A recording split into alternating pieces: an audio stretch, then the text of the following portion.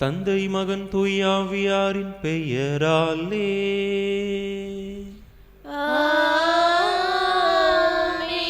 நம் ஆண்டவராகிய இயேசு கிறிஸ்துவின் அருளும் கடவுளின் அன்பும் தூய ஆவியாரின் நட்புறவும் உங்கள் அனைவரோடும் இருப்பதாக.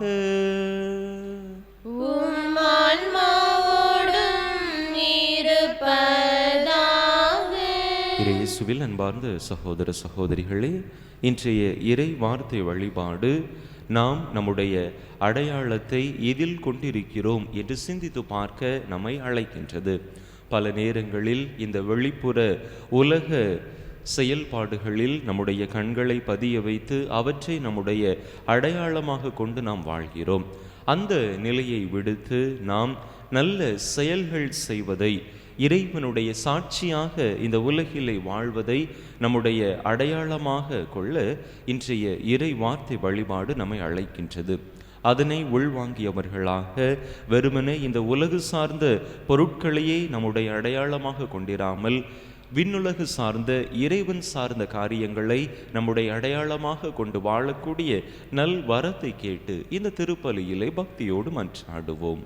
தகுதியான விதத்தில் இந்த பலியை ஒப்பு கொடுக்க தடையாக இருக்கக்கூடிய நம்முடைய பாவங்கள், குற்றங்கள், குறைகள், பலவீனங்கள் அனைத்தையும் நினைத்து பார்த்து இறைவனிடத்திலே மன்னிப்பு வேண்டுவோம். எல்லாம் வல்ல இறைவனிடமும் சகோதர சகோதரிகளே, உங்களிடமும் நான் பாவி என்பதை ஏற்றுக்கொள்கிறேன். ஏனெனில் என் சிந்தனையாலும் சொல்லாலும் செயலாலும் கடமைகள் தவறியதாலும் பாவங்கள் பல செய்தேன். என் பாவமே, என் பாவமே, என் பெரும் பாவமே. ஆகையால் இப்பொழுதும் கன்னியான புனித மரியாளையும் வானதூதர் புனிதர் அனைவரையும் சகோதர சகோதரிகளை உங்களையும் நம் தேவனாகிய ஆண்டவரிடம் எனக்காக வேண்டிக் கொள்ள மன்றாடுகிறேன். எல்லாம் வல்ல இறைவன் நம் மீது இரக்கம் வைத்து நம் பாவங்களை எல்லாம் மன்னித்து நம்மை நிலை வாழ்வுக்கு அழைத்து செல்வாராக. ஆமென்.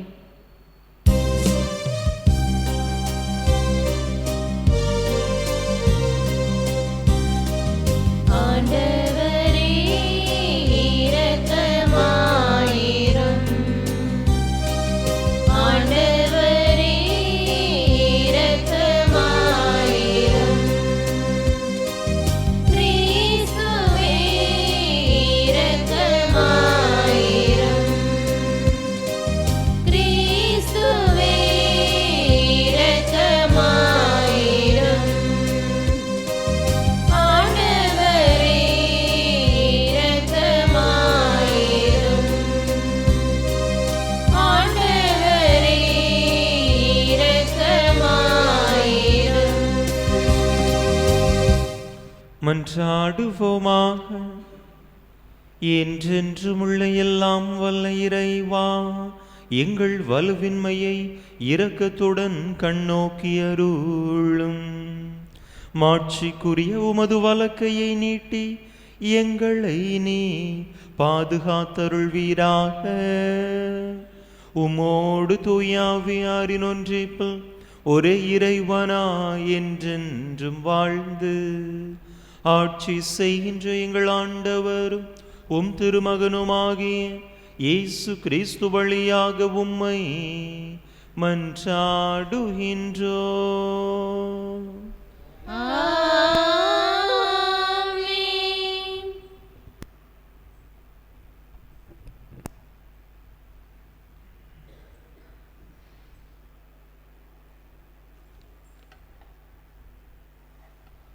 இறைவாக்கினர் எசையா நூலிலிருந்து வாசகம். அதிகாரம் 58, இறை வார்த்தைகள் 9 முதல் 14 முடிய. ஆண்டவர் கூறுவது: உன்னிடையே இருக்கும் நுகத்தை அகற்றிவிட்டு சுட்டிக்காட்டி குற்றச்சாட்டுவதையும் பொல்லாதன பேசுவதையும் நிறுத்திவிட்டு பசித்தோருக்காக உன்னை கையளித்து வறியோரின் தேவையை நிறைவு செய்வாயானால் இருள் நடுவே உன் ஒளி உதிக்கும், இருண்ட உன் நிலை நண்பகல் போல் ஆகும். ஆண்டவர் தொடர்ந்து உன்னை வழிநடத்துவார், வறண்ட சூழலில் உனக்கு நிறைவளிப்பார், உன் எலும்புகளை வலிமையாக்குவார். நீயும் நீர் பாய்ந்த தோட்டம் போலும் ஒருபோதும் வற்றாத நீருற்று போலும் இருப்பாய். உன் மக்கள் பண்டை நாளிலிருந்து பாலடைந்து கிடந்தவற்றை கட்டி எழுப்புவர். தலைமுறை தலைமுறையாக உள்ள அடித்தளங்களின் மேல் கட்டி எழுப்புவாய். தகர்ந்த மதிலை திரும்ப கட்டுபவன் என்றும் குடியிருப்பதற்கு தெருக்களை சீர்படுத்துபவன் என்றும் பெயர் பெறுவாய். ஓய்வு நாளின் முறைமைகளினின்று விலகிச் செல்லாது என் புனித நாளில் உன் விருப்பம் போல் செய்யாதிருந்து ஓய்வு நாள் மகிழ்ச்சி நாள் என்றும் ஆண்டவரின் மேன்மை மிகு புனித நாள் எனவும் சொல்லி அதற்கு மதிப்பு தந்து உன் சொந்த வழிகளில் செல்லவோ உன் சொந்த ஆதாயத்தை நாடவோ வெறும் பேச்சுக்களை பேசவோ செய்யாதிருந்தால் அப்பொழுது ஆண்டவருக்கு ஊழியம் புரியும் மகிழ்ச்சியை பெறுவாய். நானோ மண்ணுலகின் உயர்விடங்களில் உன்னை வலம் வரச் செய்வேன். உன் மூதாதையராகிய யாக்கோவின் உரிமை சொத்தின் மூலம் உனக்கு உணவளிப்பேன். ஆண்டவரின் வாய் இதை உரைத்தது. இது ஆண்டவர் வழங்கும் அருள்வாக்கு. இறைவனுக்கு நன்றி. பதிலுரை பாடல் பல்லவி. ஆண்டவரே உமது வழியை எனக்கு கற்பியும். ஆண்டவரே உமது வழியை எனக்கு கற்பியும். ஆண்டவரே எனக்கு செவிசாய்த்து பதிலளியும். ஏனெனில் நான் எளியவன் வறியவன். என் உயிரை காத்தருளும். ஏனெனில் நான் உன்மீது பற்றுடையவன். ஊழியனை காத்தருளும். நீரே என் கடவுள். நான் உம்மீது நம்பிக்கை கொண்டுள்ளேன். பல்லவி. ஆண்டவரே உமது வழியை எனக்கு கற்பியும். என் தலைவரே என் மேல் இரக்கமாயிரும்.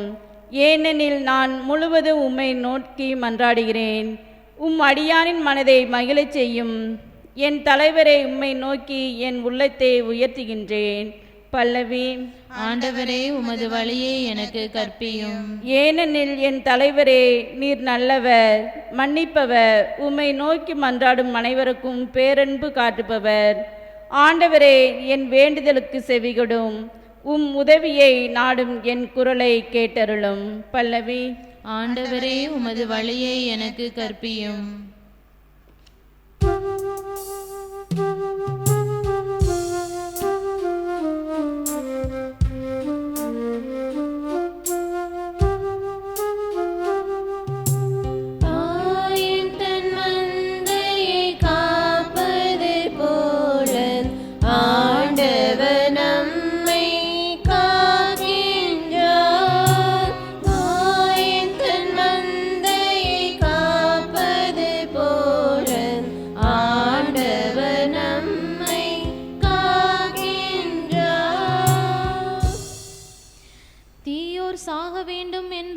விருப்பமன்று. ஆனால் அத்தீயோர் தம் வழிகளினின்று திரும்பி வாழ வேண்டும் என்பதே என் விருப்பம் என்கிறார் ஆண்டவர்.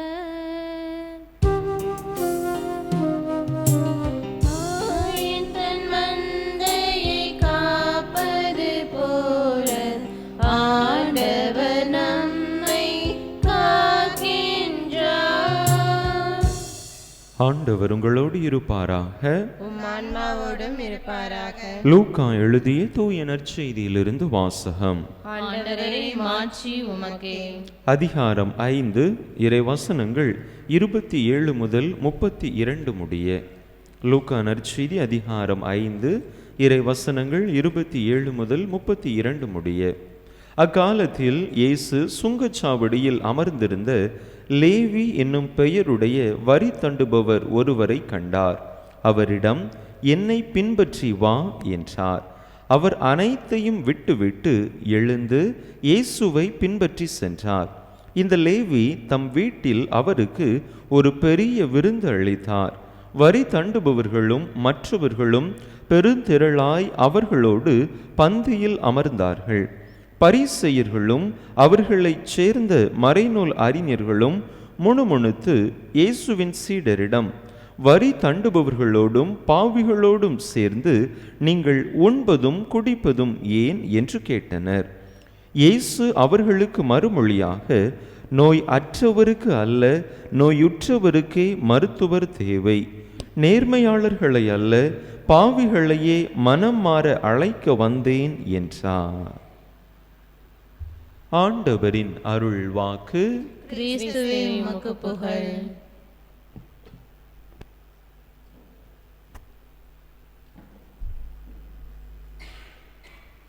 இயேசுவில் அன்பார்ந்த சகோதர சகோதரிகளே, மனிதர்களாகிய நாம் பல நேரங்களில் நமக்கென்று ஒரு சில அடையாளங்களை வகுத்திருக்கிறோம். இன்றைய நற்செய்தியிலே பார்க்கிற பொழுது லேவி என்கின்ற மத்தேயு தனக்கென்று ஒரு அடையாளத்தை வைத்திருந்தார். மத்தேயு ரோமை அரசாங்கத்திற்காக யூத மக்களிடமிருந்து வரி வசூலிக்கக்கூடிய அந்த ஒரு வேலையை பார்த்து கொண்டிருந்தார். இந்த வரி வசூலிப்பது என்பது யூதர்கள் மத்தியிலே ஒரு விதமான அவப்பெயரை மத்தேயுவுக்கு அல்லது லேவிக்கு பெற்று கொடுத்தது.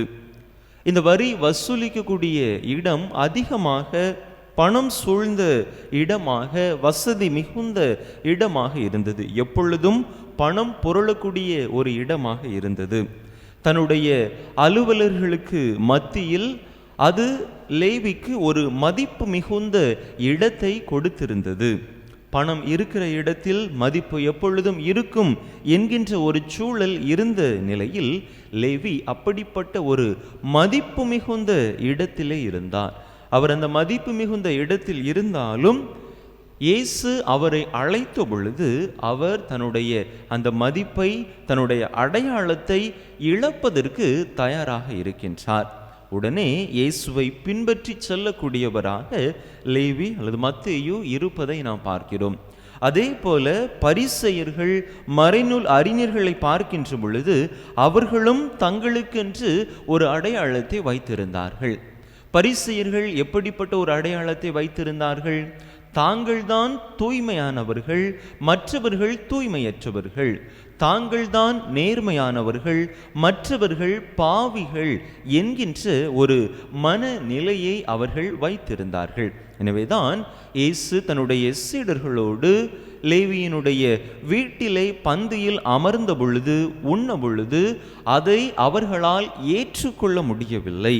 இவர் தங்களை மதிக்காமல், தங்களுடைய அடையாளத்தை மதிக்காமல் இப்படி இந்த பாவிகளோடு, தூய்மை அற்றவர்களோடு உணவு உண்கிறாரே என்று சொல்லி அங்கே இயேசுவுக்கும் அவருடைய சீடர்களுக்கும் எதிராக இந்த பரிசேயர்களும் மறைநூல் அறிஞர்களும் செயல்படுவதை நாம் பார்க்கிறோம்.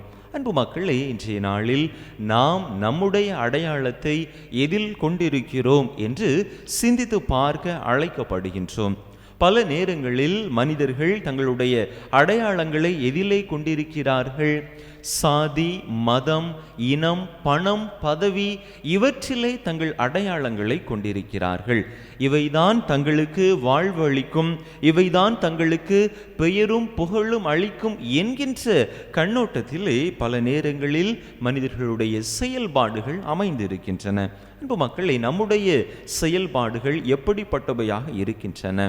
நாம் மற்றவர்களை குறைப்படுத்தி, மற்றவர்களை தாழ்த்தி நம்முடைய அடையாளத்தை நிலைப்படுத்த முயற்சிக்கிறோமா? அல்லது இறைவனே நம்முடைய அடையாளம் என்பதை உணர்ந்தவர்களாக அவருக்கு உகந்த செயல்பாடுகளை நாம் இந்த உலகத்திலே செய்ய முயற்சி செய்கிறோமா என்று சிந்தித்து பார்ப்போம்.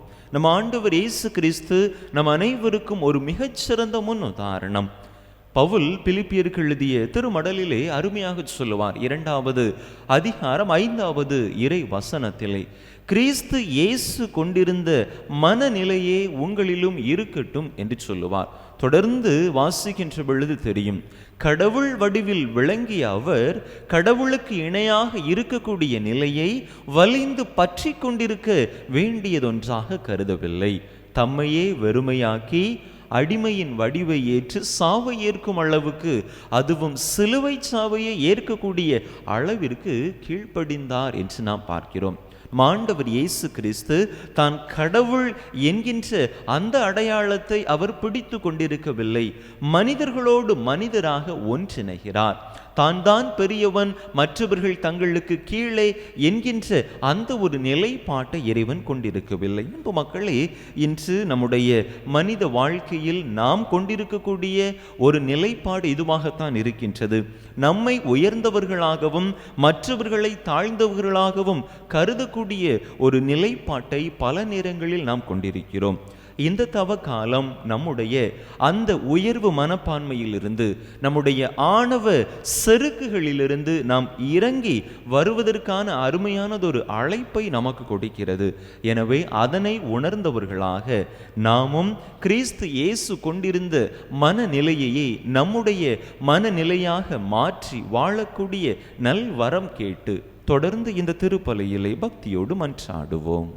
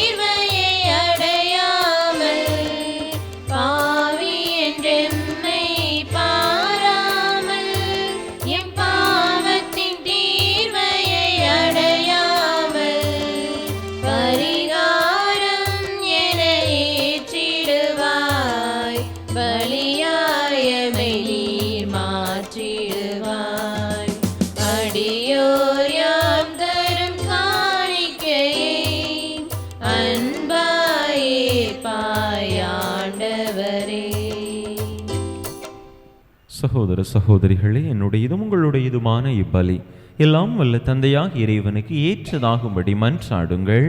ஆண்டவர் தமது திருப்பெயரின் புகழ்ச்சிக்காகவும் ஆட்சிக்காகவும் நமது நன்மைக்காகவும் புனித திரு அவை அனைத்து நலன்களுக்காகவும் உமது கையிலிருந்து இப்பலியை ஏற்றுக்கொள்வாராக. ஆண்டவரே, எங்களை உம்மோடு ஒப்புரவாக்கும் இப்புகழ்ச்சி பலியை ஏற்றருள உம்மை வேண்டுகின்றோ. அதனால் நாங்கள் தூய்மையடைந்து உமக்கு மிகவும் ஏற்புடைய எங்கள் மனதை காணிக்கையாக்க அருள்வீராக. எங்கள் ஆண்டவராகிய கிறிஸ்து வழியாக உம்மை மன்றாடுகின்றோ.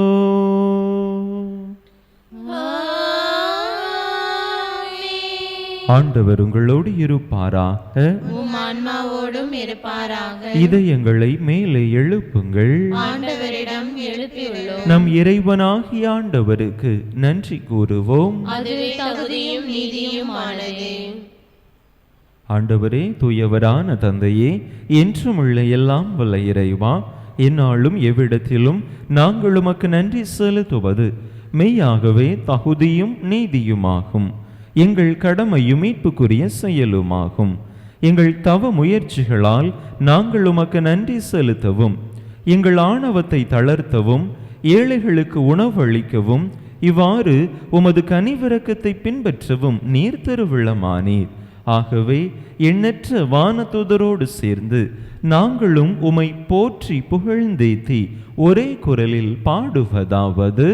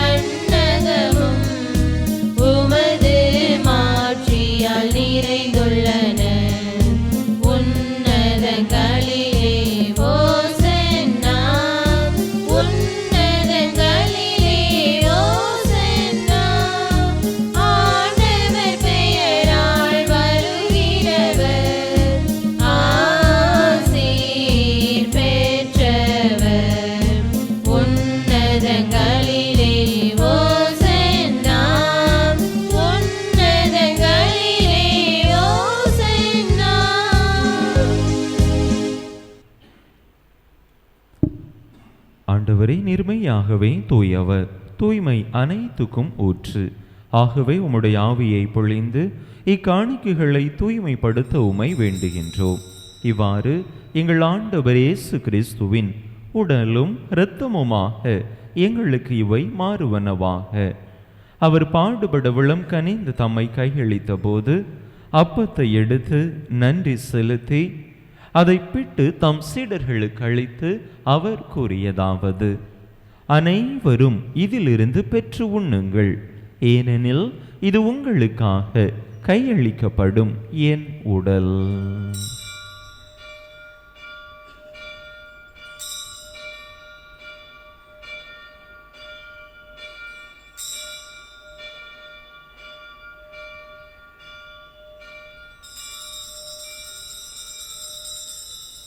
அவ்வண்ணமே இரவு விருந்தை அருந்திய பின் கிண்ணத்தையும் எடுத்து மீண்டும் உமக்கு நன்றி கூறி தம் சீடர்களுக்கு அளித்து அவர் கூறியதாவது: அனைவரும் இதிலிருந்து பெற்று பருகுங்கள், ஏனெனில் இது புதிய நிலையான உடன்படிக்கைக்குரிய என் இரத்தத்தின் கிண்ணம். இது பாவ மன்னிப்புக்கென்று உங்களுக்காகவும் பலருக்காகவும் சிந்தப்படும். இதை என் நினைவாக செய்யுங்கள்.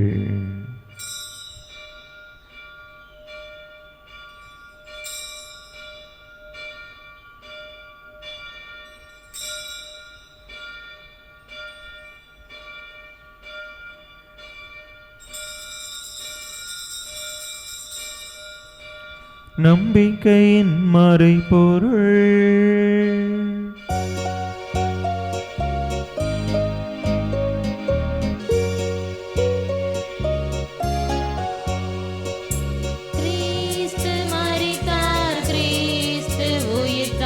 கிறிஸ்து மீண்டும் வருவார்.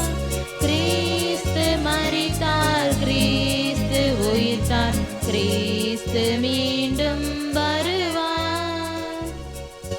ஆகவே ஆண்டவரே, நாங்கள் கிறிஸ்துவின் இறப்பினையும் உயிர்ப்பினையும் நினைவு கூர்ந்து வாழ்வு தரும் அப்பத்தையும் மீட்பளிக்கும் கிண்ணத்தையும் உமக்கு ஒப்பு கொடுக்கின்றோம். உம் திருமுன்னின்று உமக்கு ஊழியம் புரிய தகுந்தவர்கள் என எங்களை ஏற்றுக்கொண்டீர். எனவே உமக்கு நன்றி செலுத்துகின்றோம். மேலும் கிறிஸ்துவின் உடலிலும் இரத்தத்திலும் பங்கு கொள்ளும் எங்களை தூய் ஆவியார் ஒன்று சேர்க்க வேண்டுமென உமை தாழ்மையுடன் மன்றாடுகின்றோம். ஆண்டவரே, உலகெங்கும் பரவியிருக்கும் உமது திரு அவையை நினைவு கூர்ந்தருளும். எங்கள் திருத்தந்தை லியோ, எங்கள் ஆயர் ஸ்டீஃபன், எல்லா திருநிலையினர் ஆகிய அனைவரோடும் உமது திரு அவை அன்பில் நிறைவு பெறச் செய்தருளும். மேலும் உயிர்த்தெழும் எதிர்நோக்குடன் துயில் கொள்ளும் எங்கள் சகோதர சகோதரிகளையும் இறந்தோர் அனைவரையும் இரக்கத்துடன் நினைவு கூர்ந்து உமது திருமுக ஒளியினுள் ஏற்றருளும். எங்கள் அனைவர் மீதும் இரக்கமாயிரும். கடவுளின் கன்னித்தாயும் எங்கள் பாதுகாவலியுமான புனித ஜெபமாலை அன்னை, அவருடைய கணவரான புனித யோசேப்பு, புனித திருத்துதர்கள், நாங்கள் இன்று நினைவு கூறுகின்ற புனித பீட்டர் தமியான், இவ்வுலகில் உமக்குகந்தவராயிருந்தோர் ஆகிய புனிதர் அனைவருடனும் நாங்கள் நிலை வாழ்வில் பங்கு கொள்ளும் தகுதி பெற்று உம் திருமகன் இயேசு கிறிஸ்து வழியாக உமை புகழ்ந்தேத்தும் வரமருள உமை மன்றாடுகின்றோம். இவர் வழியாக இவரோடு இவரில் எல்லாம் வல்ல இறைவனாகிய தந்தையே, தூய ஆவியாரின் ஒன்றிப்பில் எல்லா புகழும் மாட்சியும் என்றென்றும் உமக்கு உரியதே.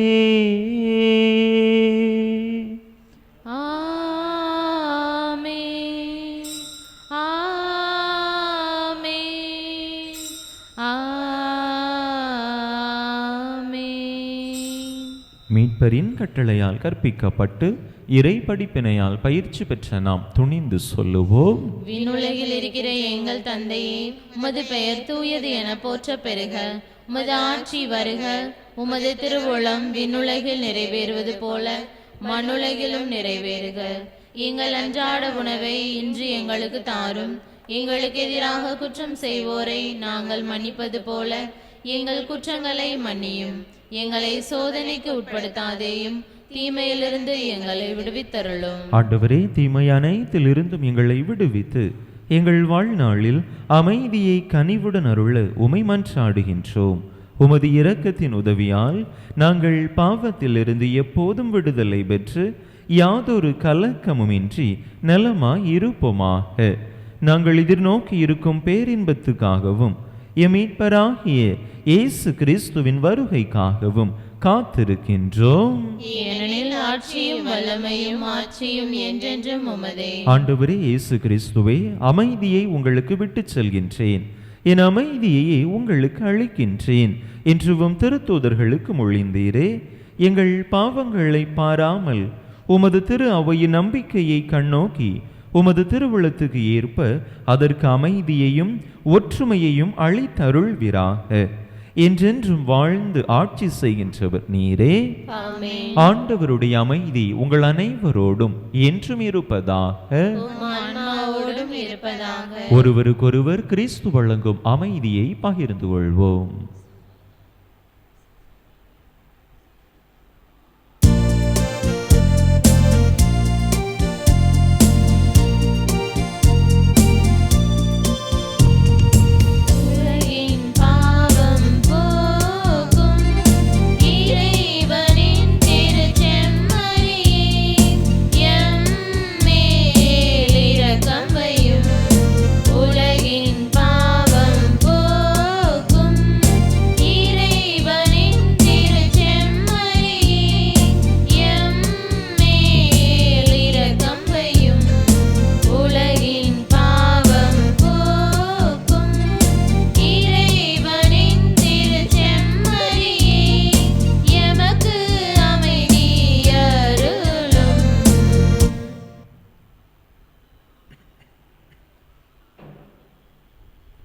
இதோ இறைவனின் செம்மறி, இது உலகின் பாவங்களை போக்குகின்றவர்.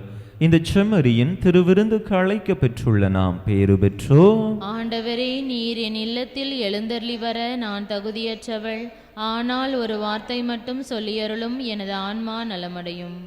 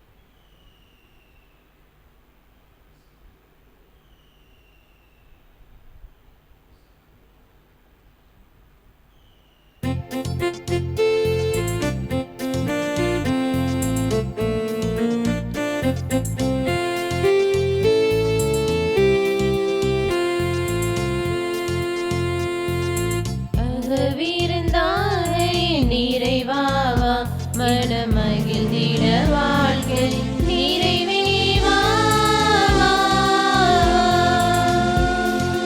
அகவிருந்தாக என் நிறைவாவா, மனமகிழ்ந்திட வாழ்க்கை நிறைவேவா.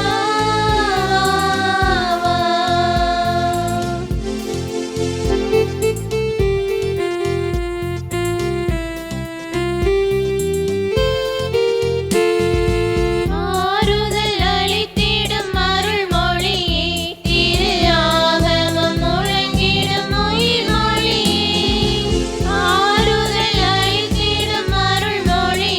திரு ஆக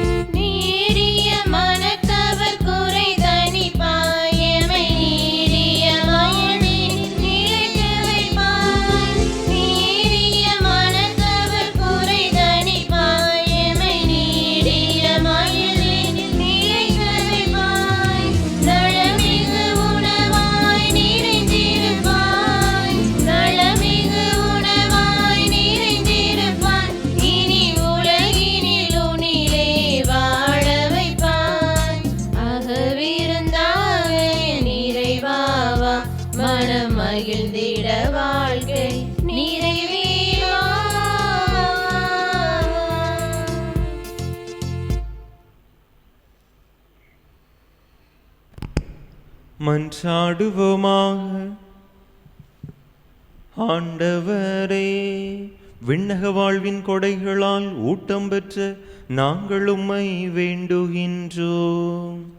அதனால் இம்மையில் நாங்கள் கொண்டாடும் அரை நிகழ்வுகள் எங்கள் நிலை வாழ்வுக்கு உதவுவனவாக. எங்கள் ஆண்டவராகிய கிறிஸ்து வழியாக உம்மை மன்றாடுகின்றோம்.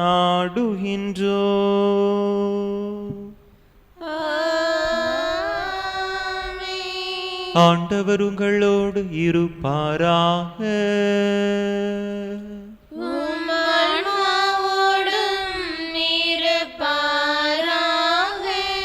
எல்லாம் வல்ல இறைவன் தந்தை மகன் தூயாவியார் உங்களுக்கு ஆசி வழங்குவாராக.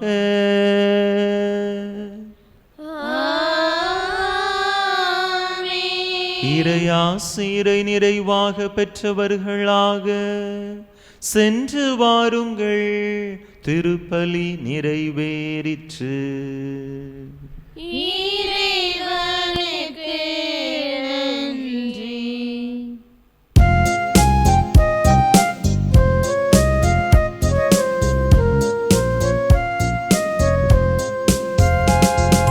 மாமரை புகழும் மரி என்னும் மலரே, மாந்தரின் மாமணியே.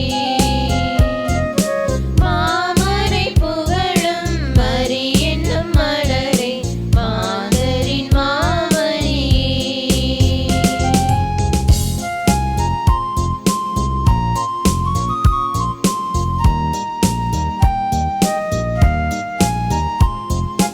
அமளியாய் உதித்து அழகையை மிதித்து அவனியை காத்த ஆரணங்கே. அமளியாய் உதித்து அழகையை மிதித்து அவனியை காத்த ஆரணங்கே. உருவில்லா இறைவன் கருவினில் வளர உறைவிடம் தந்த ஆலயமே. மாமரை புகழும் மரி என்னும் மலரே, மாந்தரின் மாமணியே. திருப்பலியை நிறைவேற்றிய தந்தையவர்களின் ஆன்ம நலனுக்காகவும் உடல் உள்ள நலனுக்காகவும் அருள் சகோதரிகளின் உடல் உள்ள நலனுக்காகவும் அவர்களது பணி சிறக்கவும் திருப்பலியில் பங்கேற்ற அனைவரின் குடும்ப நலனுக்காகவும் பிள்ளைகளின் நற்படிப்பிற்காகவும் வேண்டிக் கொள்வோம். விண்ணுலகில் இருக்கிற எங்கள் தந்தையே, உமது பெயர் தூயது என போற்றப் பெறுக. உமது ஆட்சி வருக. உமது திருவுளம் விண்ணுலகில் நிறைவேறுவது போல மண்ணுலகிலும் நிறைவேறுக. எங்கள் அன்றாட உணவை இன்று எங்களுக்கு தாரும். எங்களுக்கு எதிராக குற்றம் செய்வோரை நாங்கள் மன்னிப்பது போல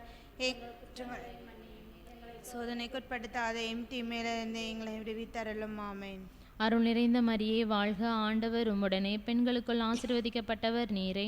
உம்முடைய திருவயிற்றின் கனியாகிய இயேசுவும் ஆசி பெற்றவரே.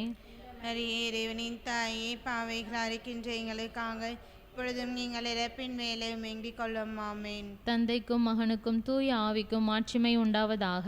தொடக்கத்தில் இருந்து போல இப்பொழுதும் எப்பொழுதும் என்றென்றும் இருப்பதாக. ஆமென். புனித ஜெபமாலை அன்னையே, எங்களுக்காக வேண்டிக் கொள்ளும். புனித ஜெபமாலை அன்னையே, எங்களுக்காக வேண்டிக் கொள்ளும். புனித ஜெபமாலை அன்னையே, எங்களுக்காக வேண்டிக் கொள்ளும். நிலையான புகழுக்குரிய தூய இறை நற்கருணைக்கு எல்லா காலமும் ஆராதனையும் புகழும் போற்றியும் மாட்சிமையும் உண்டாக கடவது. தந்தை மகன் தூய ஆவியாரின் பெயராலே ஆமென்.